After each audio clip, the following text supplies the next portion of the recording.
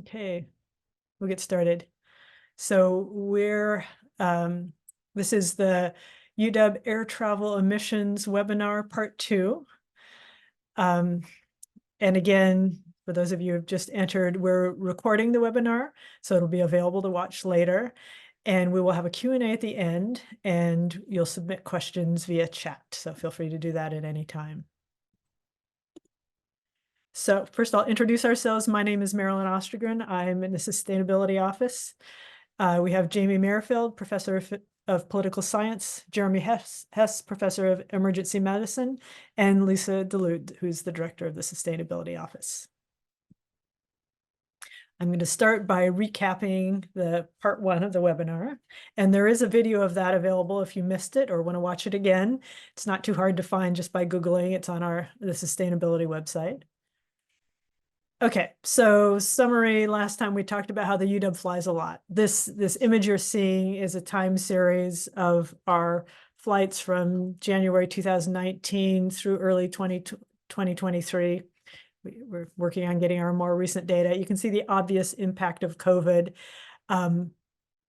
There is a y-axis, which is a little hard to read, but just for some context here, in March of 2020, the UW sponsored 7,491 flights, paid over about $1.5 million for the air travel for those flights. So we fly a lot.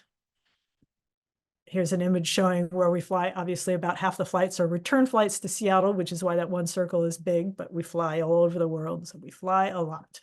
And we get a lot out of it. So there's one of the biggest challenges of this work is that we're trying to change behaviors that are positive. You know, we do conferencing and networking, we do research and field work, collaborate and strengthen partnerships, do teaching and guest lectures. Some professional development happens elsewhere that we travel to. We go out into the world as representatives of the UW. We sometimes need to travel to get access to archives or museum collections or other resources that are in other parts of the world. Sometimes we have performance and funding requirements that require us to fly. We have students getting amazing experiences through study abroad that involves flying, and of course, athletic competitions. Many of our athletes fly to those destinations. So full acknowledgement and appreciation for the fact that we do good things with flying. But unfortunately, flying is contributing to the climate crisis. And this was a slide that we showed in the last part 1 webinar. The yellow bar is showing the global warming impact of a single trip, a round trip from Seattle to Newark and back. And the white bars are all annual per capita amounts. And so it's a lot from this single flight. Also, you notice here that the US per capita amount is hugely larger than the average world per capita amount. And it's even worse if you look at the richest 10%.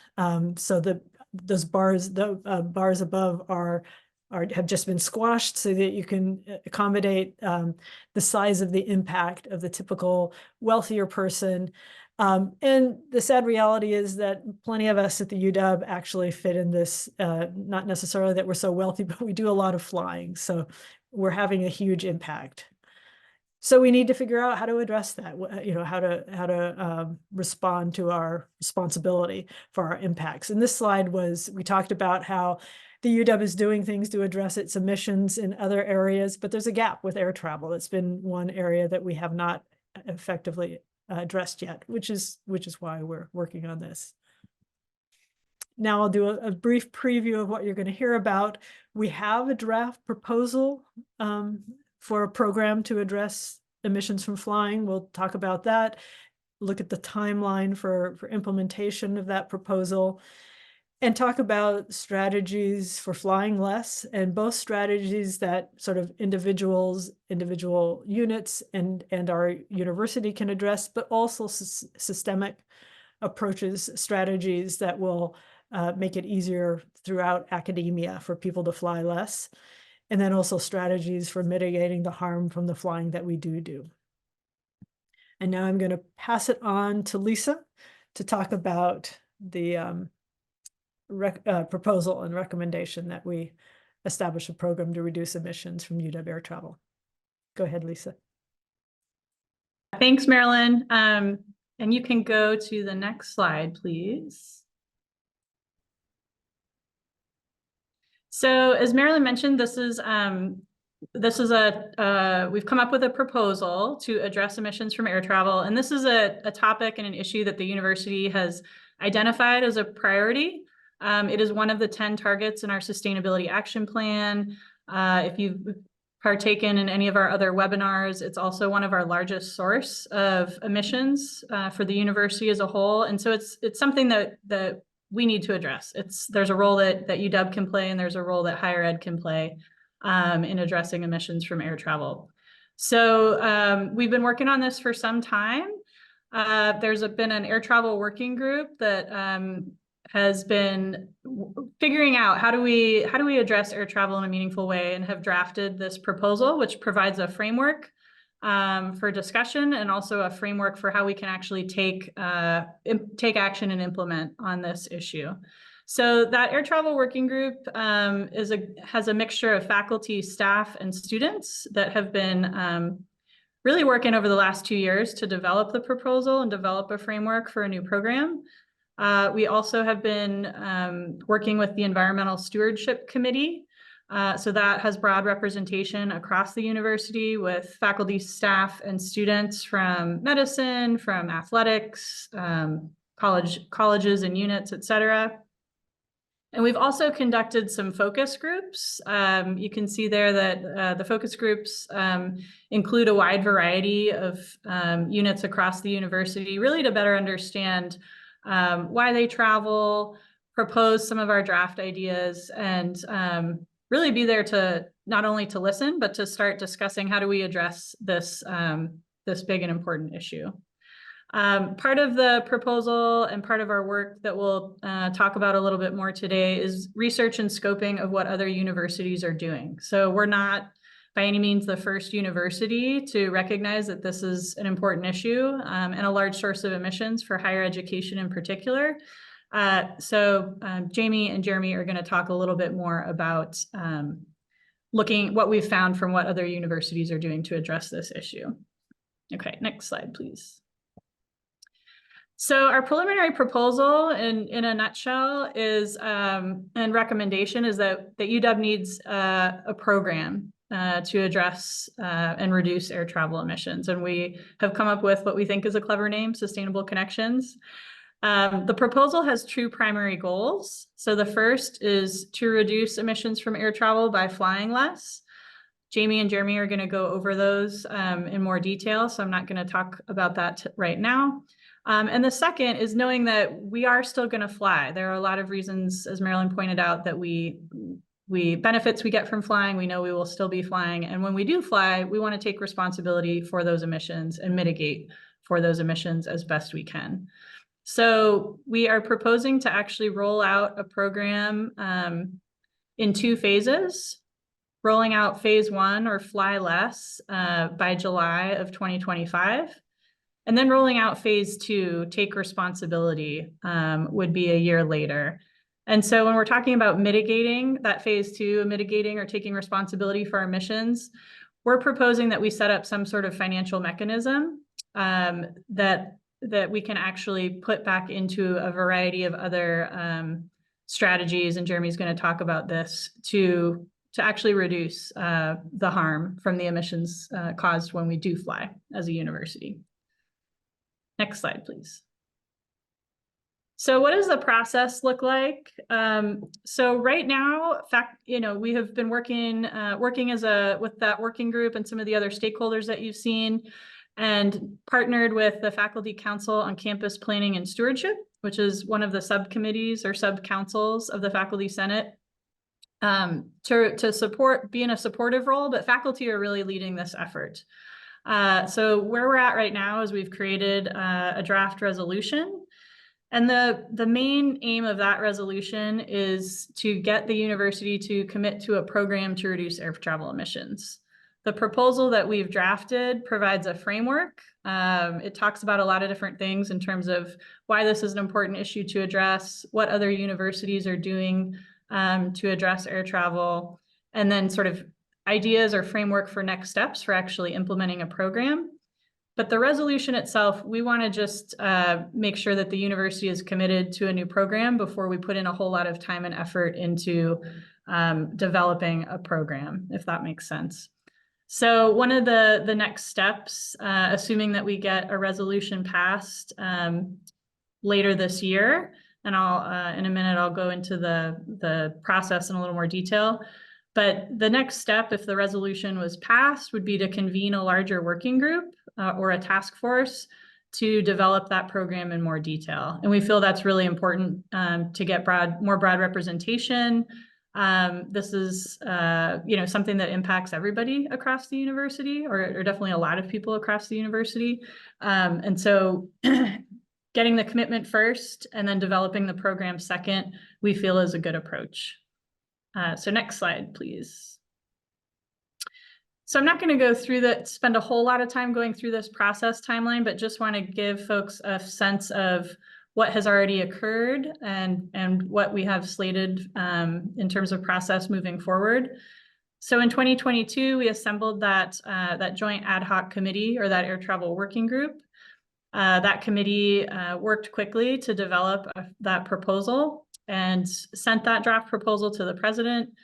The president liked it, thinks that there is a lot of opportunity in this area, and it's something that higher ed has a role to play. But the recommendation was that this can and should be faculty led. And so hence we've partnered with the Faculty Council on Campus Planning and Stewardship to work on the next steps for putting this in place. There's one more meeting of that FCUPS committee this year. And so we will be further discussing the resolution and then resuming work with that committee in the fall to hopefully get the resolution approved by the Faculty Senate. I'm actually going to stop here because I know Jeremy is going to go through the rest of the timeline with his portion of the presentation. So with that, I think I'm going to hand it over to Jamie. Great. Well, thank you so much. Thank you, Lisa. Thank you, Marilyn. Thank you in advance, Jeremy. I'm going to talk about how we can start thinking about actually reducing flying, because that's our goal. And I'm going to offer some ways of thinking about the problem, acknowledging some of the dilemmas and challenges, and then offering specific concrete suggestions of what work could actually be done. Next slide, please. And so in terms of the big picture, I think the way to approach this is to think of this as a top-down project and a bottom-up project at the same time. We need leadership to make a commitment, set an agenda, offer resources, point people in the right direction. And then we need everybody from the bottom up to get to work, coming up with ideas, launching initiatives, and doing the work of implementation. This is a complex problem, a really complex problem. And what that means is that no single person can see everything all at the same time. From our different locations, we can identify different bottlenecks, different strategies, different solutions. And so this is a problem in which we all need to get involved at all levels of the university and academia more broadly. Next slide, please. So just going to offer some suggestions and ideas here. This slide shows you some of the suggestions that are contained in an air travel reduction memo that came out of the Sustainability Office a few months ago.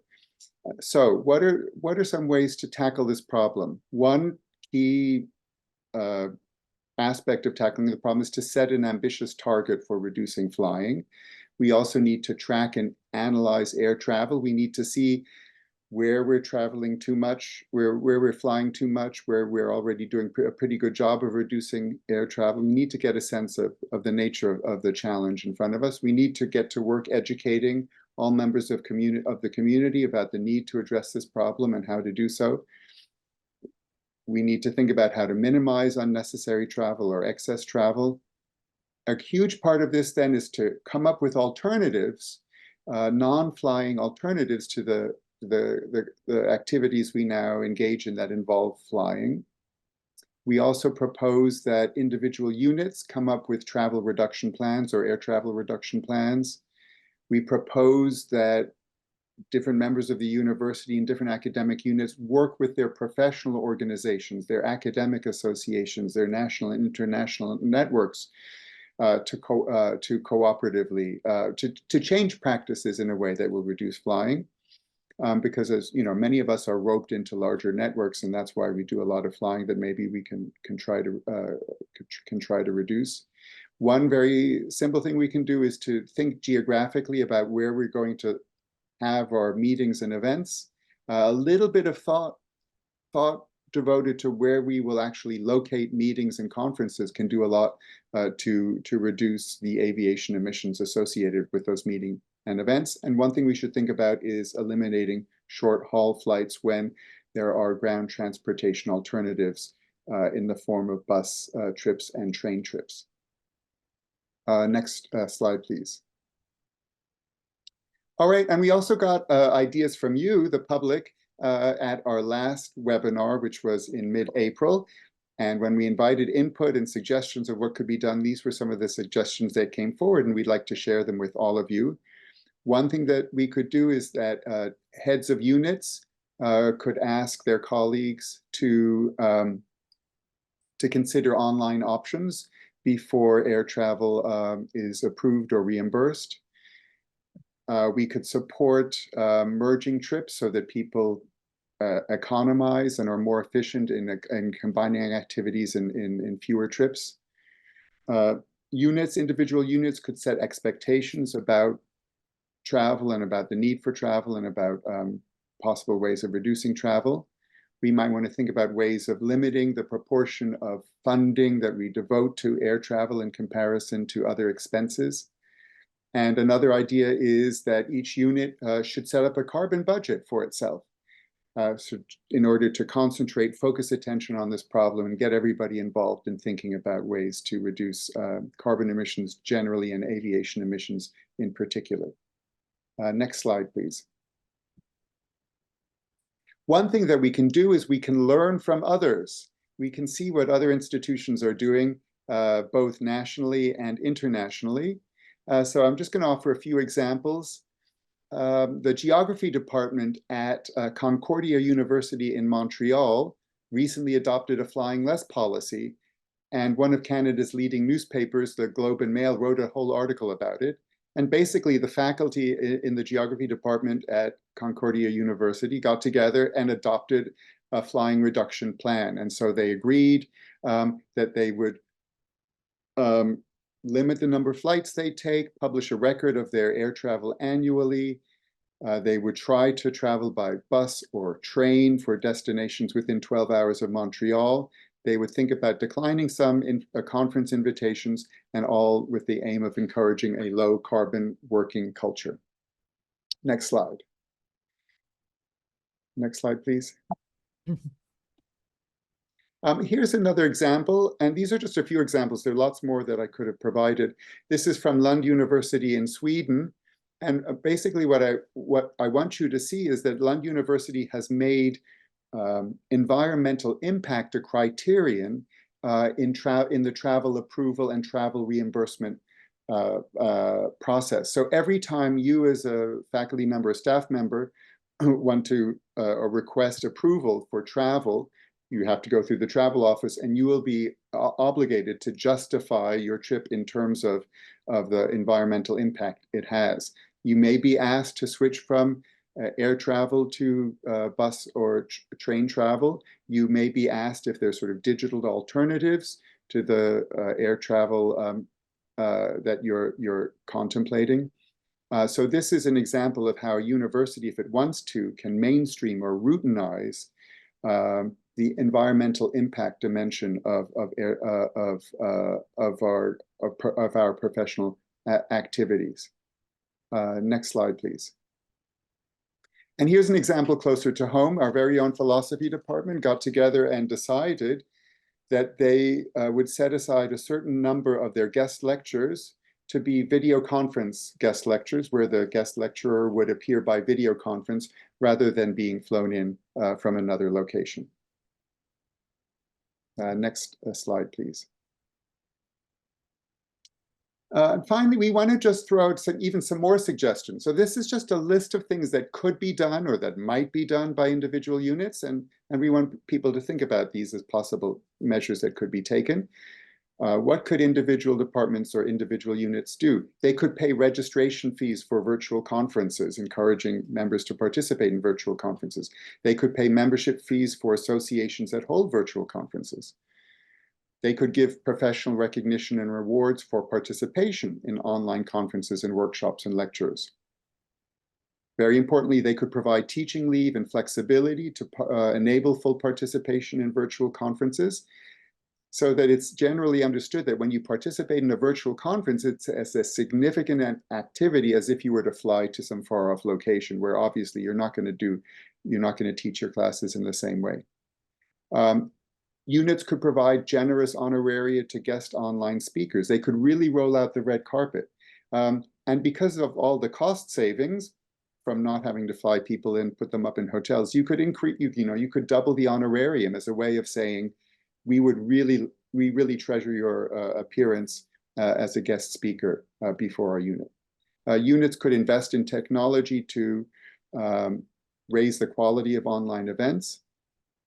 They could encourage members, faculty, and staff to use ground transportation, bus and train rather than air when feasible. They could adopt policies or codes that encourage members to reduce their air travel. And they could actually reduce payment or reimbursement for air travel, for example, by requiring public ground transportation for relatively short distance travel. Next slide, please. So I've just gone over some specific concrete suggestions that individual departments or individual universities, such as the University of Washington, can take. But I also want to acknowledge that this is a systemic problem and therefore a systemic challenge that will require systemic change. And I want to offer some suggestions about how to grapple with that challenge. Next slide, please.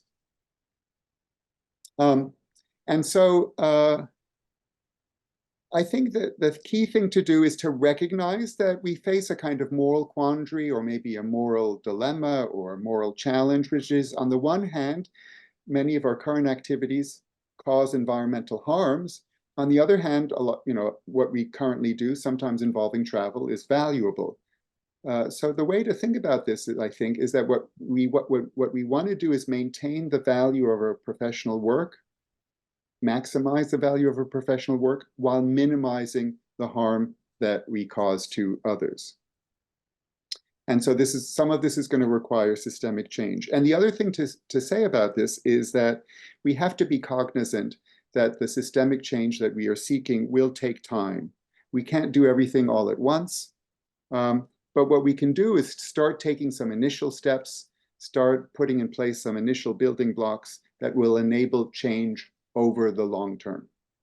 Next slide, please.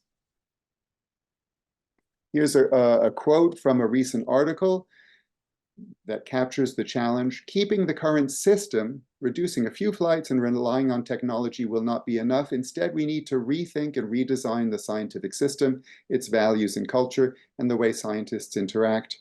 This includes conferences, teaching, evaluation criteria, and the role of policymakers and funders. Next slide, please. All right, and this is just a reminder, we've looked at this before, but these are some of the reasons we now fly. And so I think, again, the challenge for us is to figure out how we can, as I've said before, maximize the value of our work while minimizing the harm that we cause to others.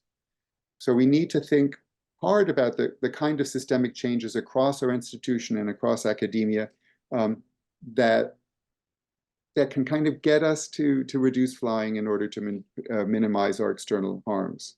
So, for example, we can try to rethink and redefine the kind of academic conferences that we now tend to hold, or we can think about redefining the kind of professional criteria or the professional norms and expectations that are now tied to career advancement. Next slide, please.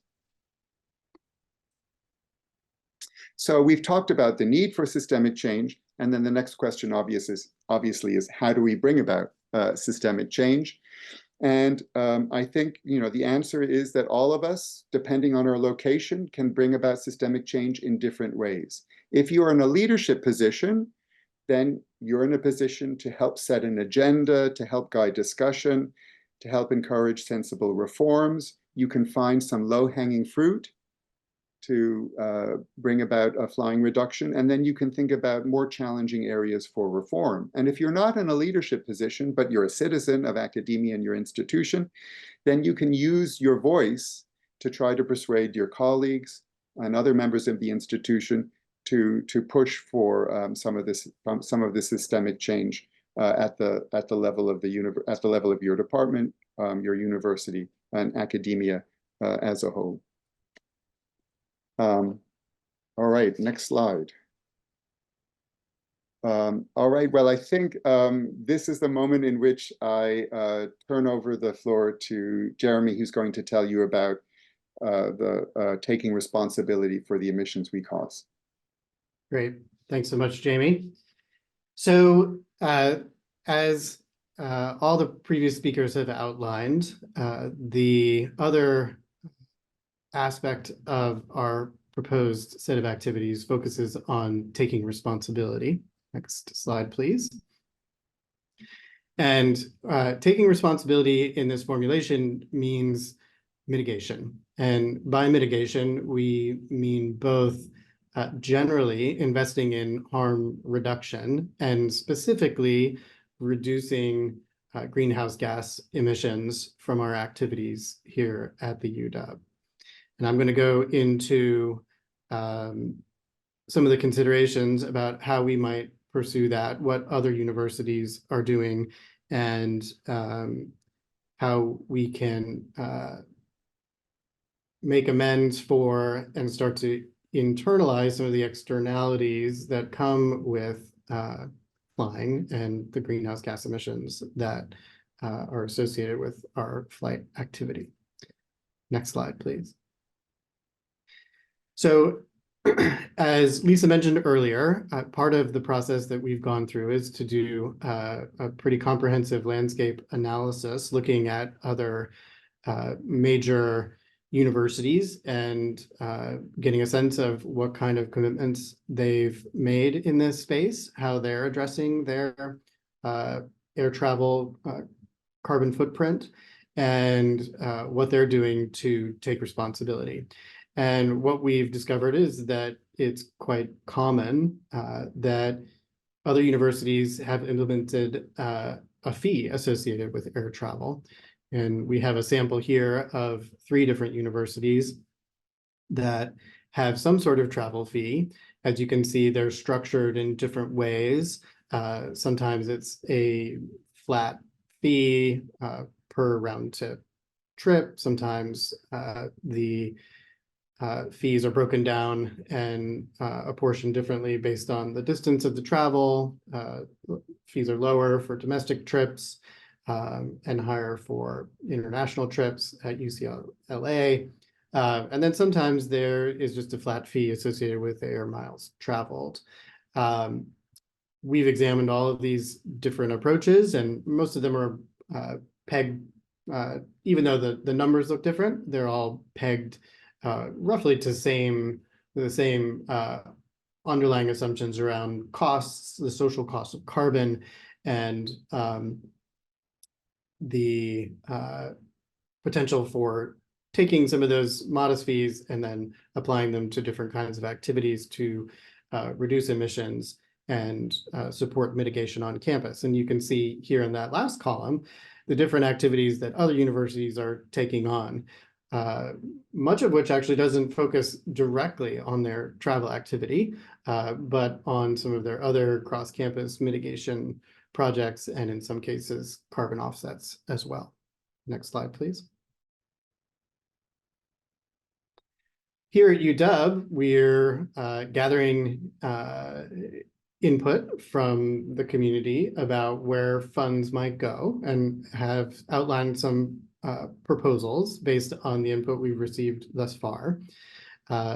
We've heard very clearly from our focus group discussions that academic units would like to have some of the funds that are raised through a travel fee come back to them to support their activities around flight reduction. And those activities run the gamut across all the different things that Jamie outlined, from supporting changes in culture and,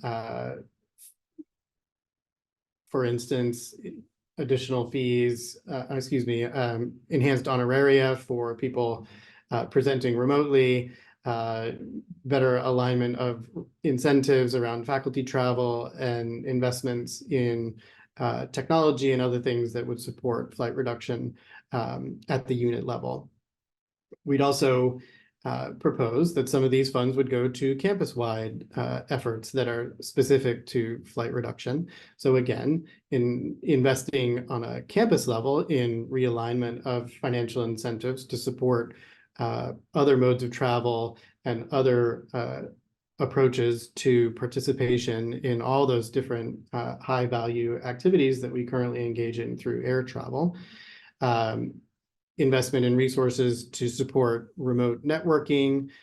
So again, this might be technologies for teleconnection, but it also might be new spaces that support those kinds of activities more effectively, support virtual experiences, support telehealth, and other kinds of engagement to support our healthcare mission, and investments that support different kinds of networking that don't require as much frequent air travel.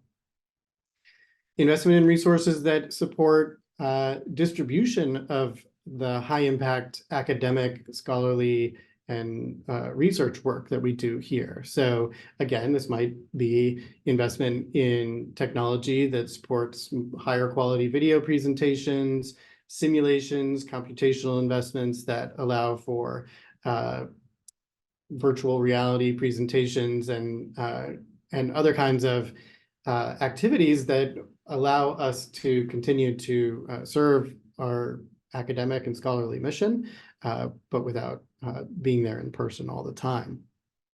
And then lastly, we see some of the resources going to ongoing support and enhanced support for reporting and providing feedback to units and potentially to individual travelers about their behavior, and supporting tracking over time, achievement of benchmarks, and other things, so that people can see the fruit of their efforts and how all of these investments are paying off in terms of travel reduction over time, and where we're having trouble reducing travel in accordance with our goals, and then thinking through what we might do at those pain points to further enhance our goals around flight reduction and taking responsibility.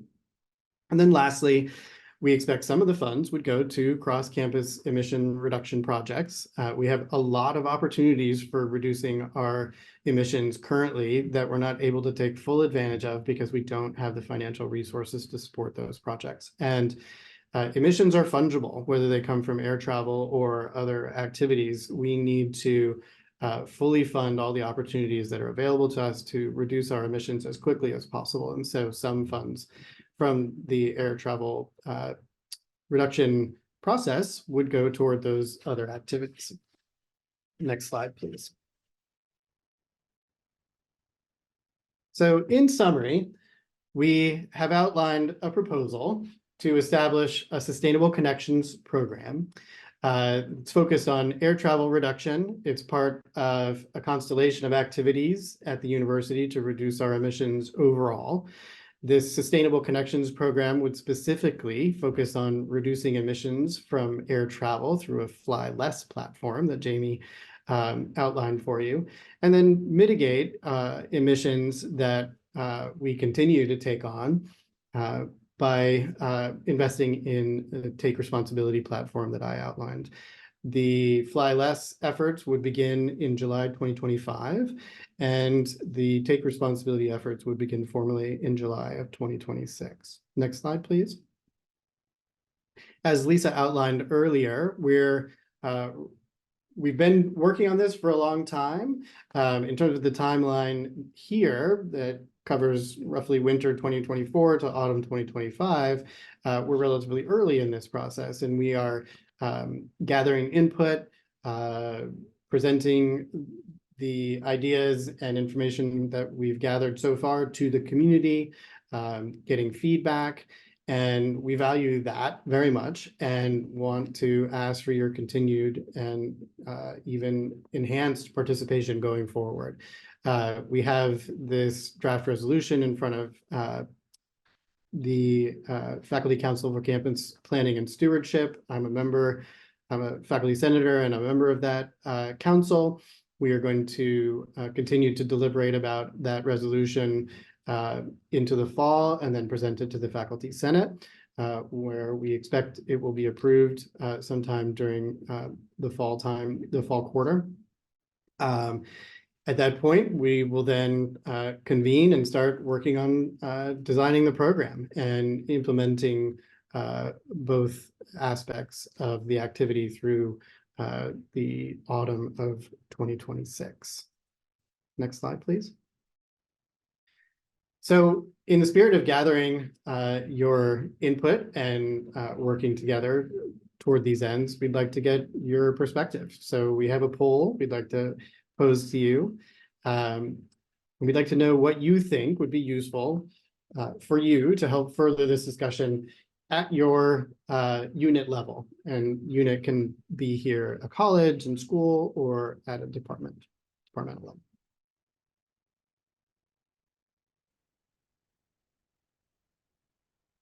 I think I'll just wait a little while and then I can keep the poll open. People can continue writing while we do the Q&A. And Lisa, do you want to monitor the questions? Sure. Yeah, I'd be happy to do that. Okay. Marilyn, maybe do you want to just read a couple of the responses from the poll and then I'll go into taking some questions. I think it would just be great to hear what. Yeah, well, I'll have to end it before I can see them. So okay, got it. To do that, yeah. Scratch that suggestion then. Okay. All right, so let me take a look here at some of the questions that we have in the meeting chat. Okay, what is the difference between the working group, the committee, and the focus group? Okay, great question. And I don't think I did a great job articulating that. So I think we've used different terminology for one of the groups. So the Joint Ad Hoc Working Committee is also our air travel working group, which is a committee that came together from folks that are on the Environmental Stewardship Committee, as well as some folks that are on the Faculty Council on Campus Planning and Stewardship. And so that has been sort of our core team working on this issue, as well as working on the development of the proposal. So that's one. As far as the committee, I guess there's a couple committees. There is that Faculty Council on Campus Planning and Stewardship subcommittee of the Faculty Senate. But what we're proposing in terms of next steps in that process timeline is that we expect that this resolution will be passed sometime in the early part of next year. And we would expand the air travel working group to include more folks from other units to help us really develop what that program would look like. So the nuts and bolts of the program and program guidelines. And then the focus groups was part of our data gathering and engagement exercise last summer where we really wanted to talk to some specific groups. And so one of those was the study abroad group. One was faculty and staff from the College of the Environment. I think we did another focus group with UW Medicine. Marilyn, chime in if I'm forgetting these, and Jeremy and Jamie. But those were really, we wanted to have some time to discuss in smaller groups, just what, discuss both what people thought about some of our preliminary work on an air travel proposal, and really listen to what they think some of the challenges would be and what some of the benefits would be, because we want to take that feedback and incorporate it into our approach, not only our approach with how we engage and work with folks on discussing this topic, but also the proposal and ultimately the program itself. So that's what the focus group is. Okay, and we are sharing this recording. We're recording this and it will be up on our UW Sustainability website probably early next week. And then we are working on getting the proposal up on our website as well, on our UW Sustainability Air Travel webpage. So that should be done by the end of this week. We can get that up for folks. Okay. Another question I'm seeing is something to consider. The University of British Columbia student Tim Chen commuted to his classes by plane in order to save money. Oh, wow. That's something I've never heard of. He said it's cheaper for him to buy 2 round-trip tickets each week for roughly $150 per flight than pay $2,500 a month for rent. So very interesting. I don't know if any of, I guess I can start with thoughts on that. Totally understand that in terms of the lack of housing affordability and the growing price of housing in our region. At the same time, I think that's more of the exception rather than what we're seeing in terms of flights that are university-sponsored air travel. And that's really sort of what we're talking about today. So when Marilyn opened with that shot of how many flights were taken in March, those were all funded through the university, whether they're research grants or centrally funded. And when we think about both the number of flights that are occurring each month associated with university-sponsored air travel and the expense, it's a little bit of a different than this example. But I want to make sure our panelists can comment on that as well. I just want to say a word about that. So thank you for that question. I'll just say that, that's just a reminder of the need for systemic change. There's not maybe much that we can do at the university level to address this problem, and the problem that this identifies as the problem of housing affordability and housing accessibility, which is very closely tied to the climate crisis. So a lot of these climate scholars have shown that the climate crisis is a climate justice crisis, and it's linked to justice crises, and it's linked to the climate injustice. Let me put it another way. Climate injustice is linked to issues such as housing injustice very closely, and other kinds of social injustice. And that's why we need to think big about some of these challenges. Thanks. I'll throw in too, it's a reflection of the fact that, the price of a airline trip doesn't reflect the externality. So it should cost way more if we actually were paying for the harm that's being caused. Great point, Marilyn. Yeah, thanks for both of you, for that. Have you considered AI for any of these projects? If so, how can one leverage AI tools? I think that's an excellent question, an excellent point.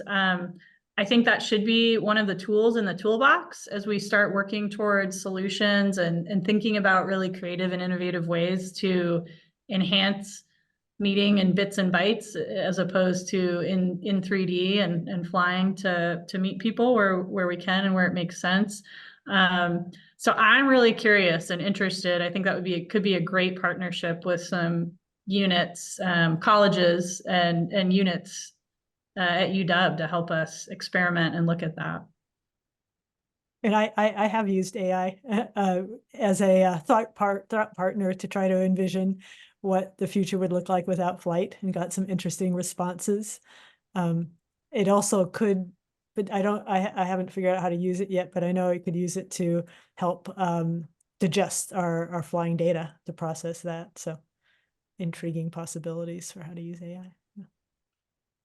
Yeah, and even you know, with virtual reality goggles and all these, you know, technologies that I am absolutely not an expert on could, you know, potentially make it feel like you're really in a room with your colleagues. So I think there's, you know, more to investigate on that for sure.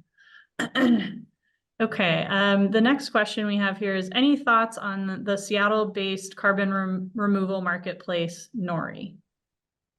Anyone want to talk about carbon removal? I'm unfamiliar with that. Well, I don't know about Nori, I'm afraid to say. But I mean, I don't know if this is a reference to some, you know, geoengineering proposals to reduce carbon from the atmosphere, or solar radiation management and so forth and so on. That's a big topic.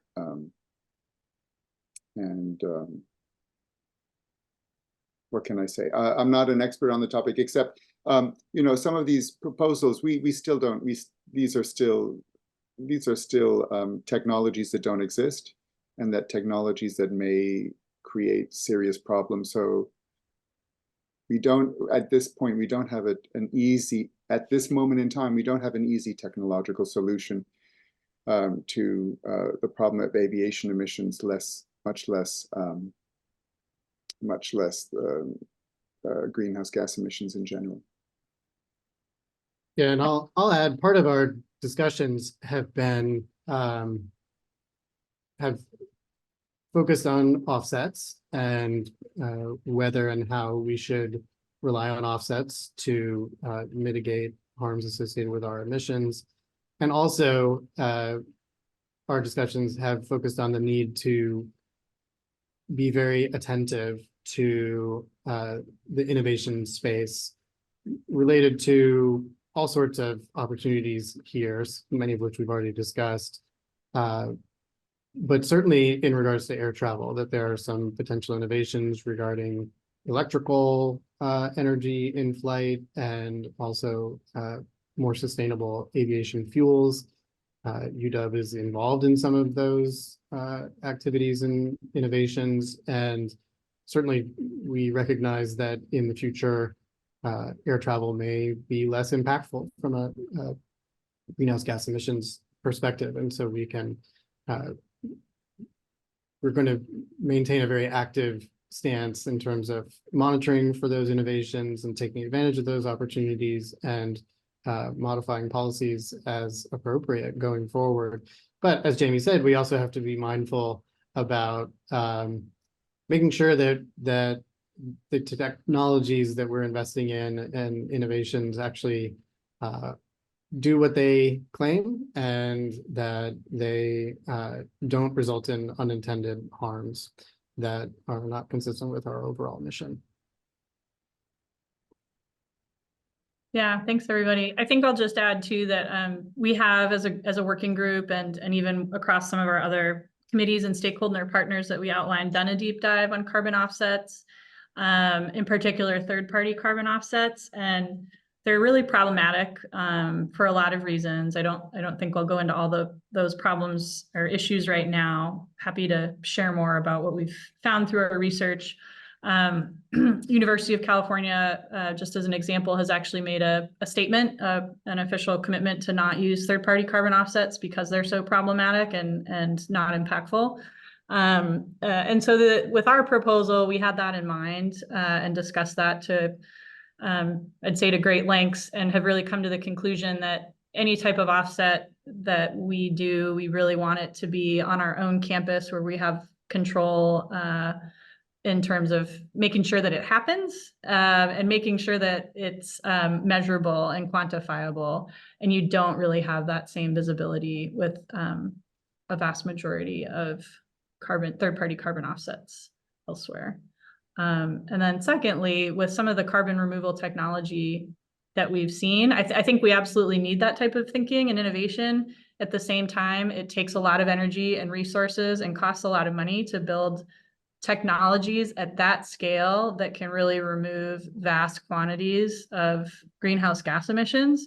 And so at some point you have to ask and calculate whether or not building that kind of technology to scale is actually adding to the problem or even keeping up with the problem versus sort of more of the lower cost common sense approach of just trying to fly less and mitigating for emissions. So not saying that we shouldn't continue to look at it, like Jeremy said. Okay, another question is, what are our university impacts of athletic travel versus academic travel? And Marilyn, I don't know if, I know you've looked at this data, but I also don't want to put you on the spot. I know you weren't prepared to. Yeah, no, that's okay.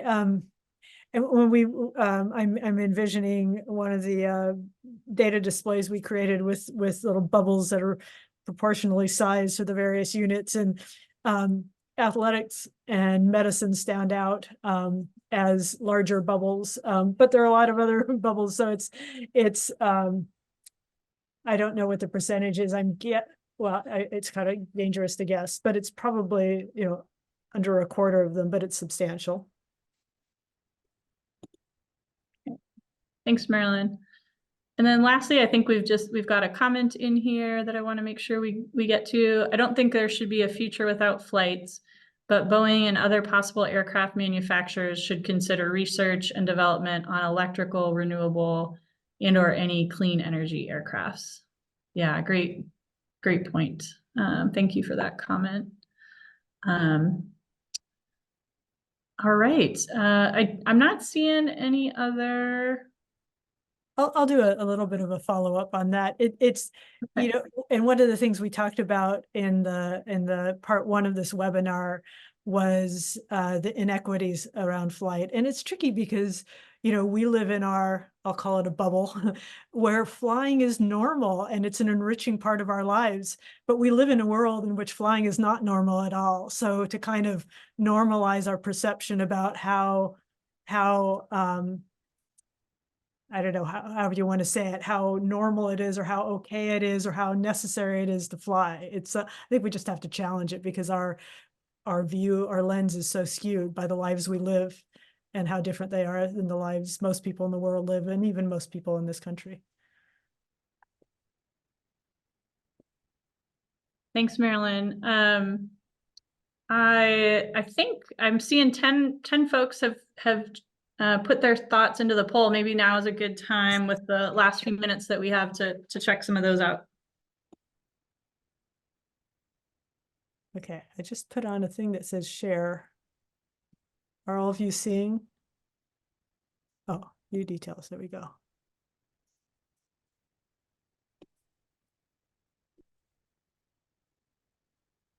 I assume you're not seeing this, only I'm seeing it.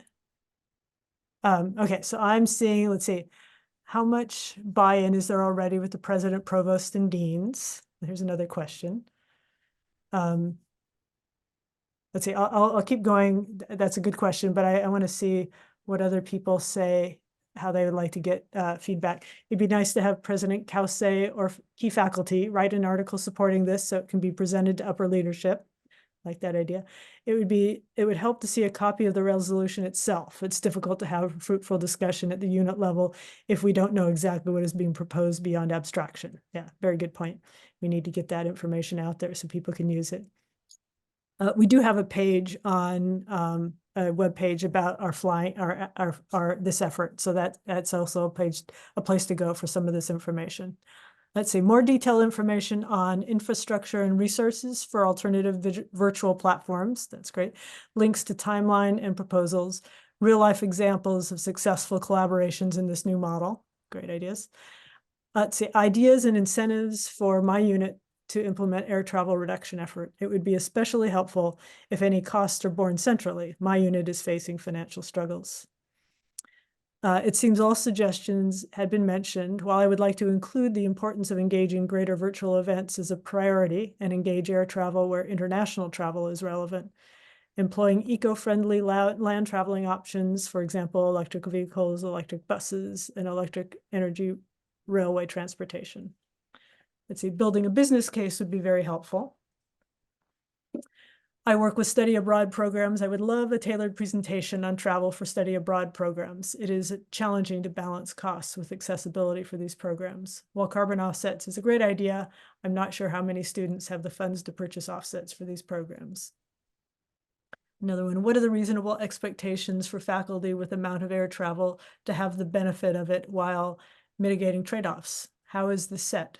Is it better to focus on reducing high-use individuals or to have everyone decrease across the board, like the trade-offs we have with reducing car emissions per miles per gallon? Focus on high emission vehicles has been more benefit, has more benefit.